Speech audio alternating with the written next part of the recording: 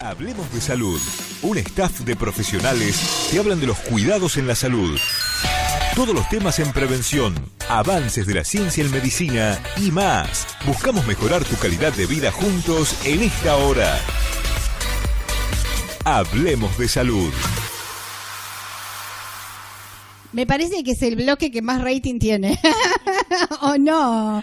Pero buenos días, ¿cómo le va? ¿Cómo anda? Hola Raquel. Bueno, ojalá que la gente escuche, que le guste y bueno, que le sea útil todos los consejos que damos. Hoy tenemos un tema un poco diferente a lo que venimos hablando. Uh-huh. Por ahí no sé si va a ser tanto de consejos, pero sí, por ahí, bueno, para contar lo que han sido personajes que han sido célebres en la humanidad y que han aportado tanto a la ciencia, al arte, y que, bueno, han padecido muchas enfermedades y por ahí un poco como después de lo que les cuente, de algunos que he tomado como ejemplo, que la gente entiende que las enfermedades están presentes desde que comenzó la humanidad, con lo cual, si bien en las enfermedades cardiovasculares podemos hacer mucho para prevenir y para evitar llegar a la enfermedad, muchas enfermedades no podemos hacer nada por prevenirlas. Aparecen algunas determinadas genéticamente, otras que vienen de herencia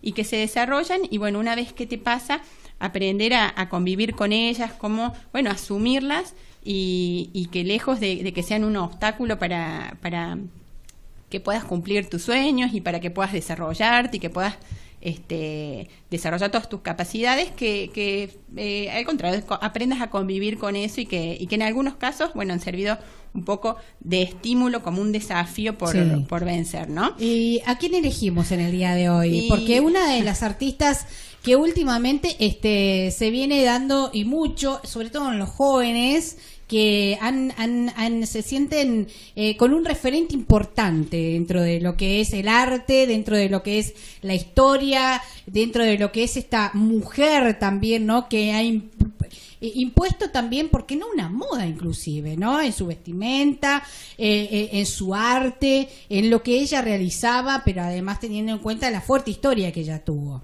Uh-huh. Te estás refiriendo a Frida Kahlo. Bien. Bueno, primero en realidad había elegido otros un poquito más antiguos. Sí. A Frida la dejé para el último por el hecho de ser mujer y porque es un poco más contemporánea. Bueno. En realidad primero me había gustado un poco contarles la historia de Vincent Van Gogh. Ustedes saben que en lo que fue en el siglo XVIII y XIX, sobre todo finos del siglo XVIII y siglo XIX, hubo una eclosión de arte, por lo cual pintores, escultores, todo lo que era música, tuvo un tremendo desarrollo.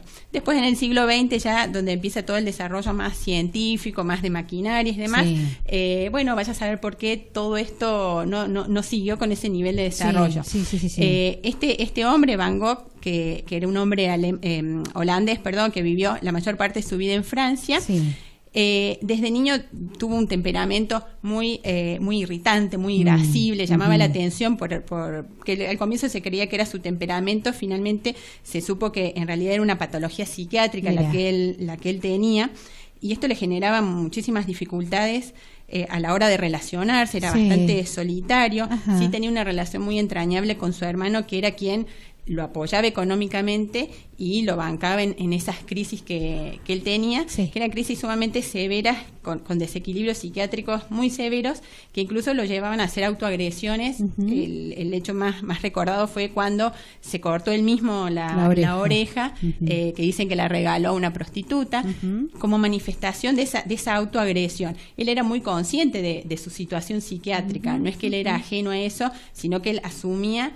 el sentirse encerrado en ese cuerpo que necesitaba descargar agresividad y descargar ansiedad, y de hecho termina falleciendo a los 37 años como parte de un suicidio. Se dispara a sí mismo en el pecho y muere. Y en los momentos de mayor irritabilidad y de mayor agresión es cuando más cantidad de obras desarrolla.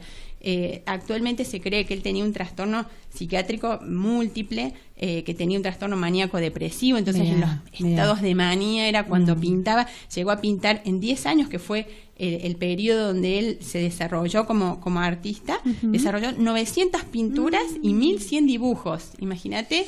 Hay unas cifras porque todo esto, después, digamos, hay muchos escritos que relatan sobre su vida, con lo cual, digamos, conocemos mucho sobre la vida de Van Gogh. Y por ejemplo, una de las cosas que hizo es, por ejemplo, 70 pinturas en 70 días, y él no pintaba todos los días. Es una locura. Es una locura, o sea que imagínate el nivel de... Es un récord. Es ¿no? un récord, realmente. Sí. El nivel de excitación que tenía. Adrenalina en la natural, ¿eh? Sí. Y aparte de eso, otra particularidad que él...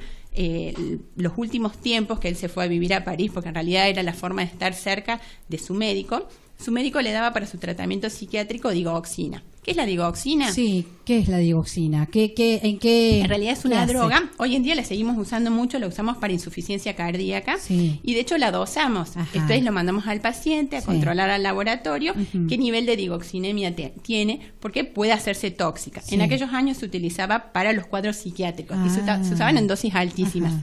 Y era muy común que el paciente se intoxicara con eso. Claro. Entonces, cuando se intoxicaba, lo que generaba, porque se depositaba a nivel de los ojos, generaba una visión amarilla. Entonces, en los momentos donde él tenía las crisis más severas, sus pinturas tienen toda una tonalidad más amarilla. Y ahí los girasoles benditos, estos tan lindos. Claro. Entonces, está detallado, digamos, porque ha sido muy estudiado en su vida, como en esos momentos era donde la pintura amarilla, que se ve que era lo que él, veía, que le generaba su medicación psiquiátrica. Eso como para contarles una anécdota y una historia, que lamentablemente terminó a muy temprana edad, ¿no? A los 37 años. Sí, joven, sí. Y en esa misma época, a fines del siglo XVIII, principios del siglo XIX, otro personaje también que elegí es John Dalton. Vos mirás quién es, porque en realidad no suena como muy conocido, pero en realidad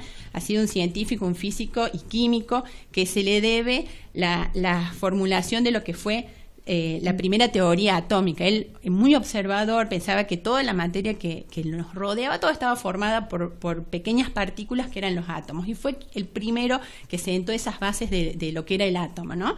Pero él era de clase social muy humilde, con una educación muy básica, muy precaria, pero su curiosidad lo llevó que enseguida se abriera campo en lo que era el ámbito científico. Y él, en sus observaciones, que justamente era lo que lo caracterizaba, ser sumamente observador de todo lo que lo rodeaba, en un momento empezó a notar que los colores que él describía, que veía de hojas o de insectos y demás, no eran los que el resto veía. Y eso fue a muy temprana edad, a los 26 años, donde descubrió que él tenía un trastorno en la visión de los colores. Y de allí, en homenaje a Dalton, porque después, cuando él se da cuenta de esto, empieza a dedicar su vida al estudio del trastorno de la visión de los colores. De ahí viene esto del daltonismo. Hoy en día, doctora, ¿hay daltónicos? Sí, hay daltónicos. ¿Cómo se lo detecta? Y en realidad es una enfermedad hereditaria, con lo cual lo padecen, más que todo se transmite a través de unos cromosomas que se dan más frecuente, digamos, que se den en el hombre. Entonces, generalmente el paciente ya viene con una historia familiar de que su papá es daltónico, y los hijos, es lo primero, digamos, que cuando empiezan a aprender los colores, empiezan los papás a controlar a ver si tiene el chico el mismo trastorno que ellos. Y este hombre, mirá lo que hizo, aparte de dedicar su vida al estudio de los daltónicos, que en ese momento su teoría era que adentro del ojo hay un líquido, que es el líquido, se llama humor vítreo. La teoría que él tenía es que ese humor vítreo era azul, porque él veía azul, él veía todo en tonalidades de azul. Entonces él pensaba que ese líquido era patológico, que era anormal, que era de color azul. Entonces, cuando él en los últimos momentos de su vida deja por escrito que su médico, cuando una vez que él falleciera, le sacara los ojos y estudiara sus ojos para ver dónde estaba el trastorno. Y en ese momento, después de fallecido, se cumplió esto, se sacaron los ojos. Cuando se abren, el líquido del humor vítreo era transparente. De hecho, también hay relatos de cómo su médico miraba a través del cristalino, que son los lentes que tenemos dentro del ojo y que nos permiten formar la imagen sobre la retina, y era transparente también. después, con el correr de los años, esos mismos ojos se estudiaron, y de hecho los ojos están todavía de John Dalton hay un museo en Manchester, en Inglaterra, ajá, donde en una cajita de cristal están todavía lo que ha quedado, los restos de sus ojos, y actualmente en realidad se sabe que el trastorno es en las células de la retina, pero bueno, ese era muy avanzado para aquella época, pero sí, hasta no hace tantos años, hasta hace unos 20 años atrás, se pudieron hacer algunos análisis de esos ojos y bueno, que contribuyeron a saber cuál era el defecto de las células que generaba este trastorno. Y qué mejor forma también, ¿no? Qué mejor forma. Sí. Y bueno, y después y ahora sí, un poco más en la actualidad, este personaje que hablábamos de Frida Kahlo, que ya es más contemporánea, porque ella nació en el año 1907, falleció en el año 1961 a la edad de 54 años. Bueno, ¿quién era? Que seguramente por ahí uno cuando la nombra, mucha gente que no la conoce, no la ubica, y cuando si la googlean o buscan Frida Kahlo, van a ver una imagen que les va a resultar conocida, porque se encuentra hoy en día entre los jóvenes, como vos decías recién, en las tapas de las carpetas, las cartucheras, una imagen, su autorretrato que lo vemos en muchos lados, y que tuvo una vida realmente muy agitada. Sí. Era una pintora mexicana que fue, digamos, como un hito no solamente a nivel latinoamericano, sino a nivel del mundo, porque fue, de sus pinturas, fue la primera pintura latinoamericana que tiene exposición en el Museo del Louvre, que es tan magnífico en París, que es un ícono de los museos. Bueno, la primera pintura o la primera obra de arte latinoamericana fue de Frida Kahlo, que se pudo exponer allí, y tuvo una vida tan agitada porque a los 6 años tuvo una poliomielitis. La poliomielitis, sí. Con lo cual le dejó importantes secuelas motoras que le generaron cierto aislamiento entre sus pares, porque ella, por supuesto, no podía hacer las actividades que hacían sus compañeros, lo cual evidentemente le marcó, porque después en sus pinturas también pintó esa soledad en la niñez, que bueno, realmente fue muy marcado. Y a los 18 años tuvo un accidente en tranvía que le genera un severo daño a nivel de la pelvis y de la columna, con lo cual tuvo que permanecer durante muchos años en cama, y ahí es donde descubrió cómo canalizar esas vivencias, todo eso que le había pasado, y aparte canalizar sus dolores, sus padecimientos, no solamente físicos sino psíquicos también, a través de su pintura. Y bueno, y lo que más hizo es todo autorretrato, ¿no? Es todo pintar en relación a todo lo que ella padecía, ¿no? Ni que hablar, después tuvo 3 embarazos con pérdidas, porque bueno, los daños en la pelvis le habían generado daño a nivel de sus órganos ginecológicos, con lo cual no podía concebir, y bueno, y todo ese sufrimiento, todo ese padecimiento que tuvo, bueno, lo canalizó a través del arte, ¿no? Y un poco más actual, me gustó mencionar a Stephen Hawking, que falleció el año pasado, que también por ahí, por el nombre, muchos pueden no registrarlo, pero cuando ven la imagen lo van a identificar enseguida, que fue este científico y físico inglés que hizo importantísimos aportes a nivel de la ciencia, y a los 21 años le diagnosticaron esta enfermedad que se llama ELA, que es la esclerosis lateral amiotrófica, que fue afectándole sus nervios, dejándolo sin movilidad. Incluso muchas fotos de los últimos años lo van a ver en silla de ruedas, y con un soporte hasta de la cabeza, porque ni siquiera la cabeza podía sostener, no podía tragar, y los últimos tiempos ni siquiera podía hablar.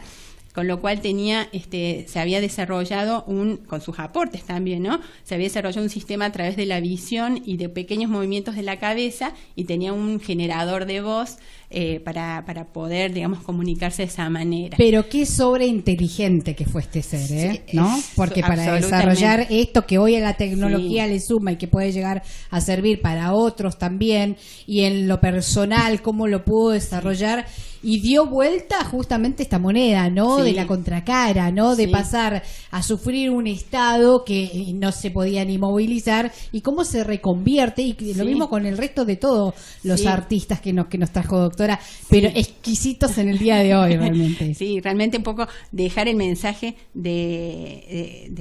para agregar, ¿no? De Stephen Hawking, que fue la persona con esclerosis lateral amiotrófica que más años vivió, porque falleció a los 76 años cuando estos diagnósticos tienen un porcentaje de fallecimientos a muy corto tiempo, Ajá, generalmente ajá. no mayor al año y medio, 2 años, Sí. con lo cual, bueno, un poco dejar el mensaje de que estas enfermedades que se producen o accidentes que se producen y que no los podemos prevenir, no podemos antes estar anticipados, como son sí las enfermedades Sí, cardiovasculares, sí. que siempre insistimos con la actividad física, el cuidado de la alimentación, el mantenerte en tu peso y demás, estas cosas que pasan Sí, y que, sí. bueno, mira que gente que ha llegado tan lejos y que han sido celebridades y que han aportado tanto desde su lugar, como, bueno, la vida sigue, como uno puede seguir y puede ponerle ganas, porque pasa todo tan rápido que uno lo que deja es ese granito de arena en su quehacer, en su trabajo. En lo diario. En lo diario. Y cómo en lo uno diario. puede reconvertir, ¿no? Desde esa Ujú. enfermedad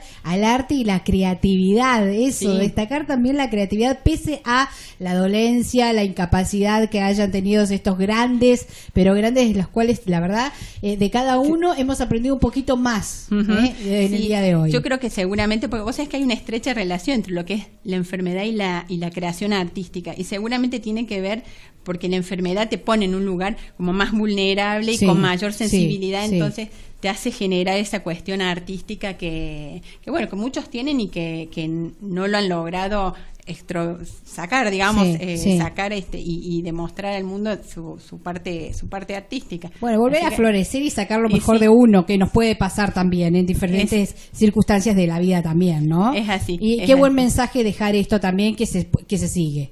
Se Siempre. siempre se sigue, Ujú. siempre se sigue. Y esto que decías, vos, ¿no? De florecer de nuevo, que es un poco el significado de esta palabrita, Ujú. que es la resiliencia, ¿no? Sí. Que es no es no tener sentimientos, sino saber canalizar esos sentimientos en algo positivo y que no te hundas en situaciones que, bueno, que pasan y que a todos nos toca, a cada uno diferente, pero que es como te decía al comienzo, es parte de nuestra humanidad, las enfermedades y estas situaciones, ¿no? Cuesta asimilarlo cuando a uno le toca, pero siempre intentar sacar lo mejor de uno y seguir adelante de la mejor manera que uno pueda. Bueno, me encantó el espacio de hoy, la verdad está buenísimo, aprendimos, vimos otra cuestión y me parece que hablar de arte, como es en este caso, y de artistas sobre todo de renombre, es genial, es exquisito. ¿Y la próxima qué vamos a ver, doctora? ¿Y te parece que volvamos a lo cardiovascular? Vamos, hipertensión. vamos. Hipertensión, me gusta. Que hay tantos hipertensos, Sí. tantos. Ujú. Y bueno, vamos a conversar sobre Bien, eso. me encanta, muy buen tema para abordar entonces. Y bueno, dentro de 15 días nos vemos. Buen fin de semana. Bueno, muchas Saludos a gracias. la familia y al equipo de trabajo. Bueno, muchas gracias y saludos a toda la audiencia. Esperemos que les haya sido útil y bueno, y que sigan participando, que siempre nos mandan mensajitos y cosas, así que muchas gracias. Bueno, ya tenemos el tema hipertensión, vamos a tener ya seguro muchas preguntas también. Sí, seguramente. Muchísimas gracias, Raquel.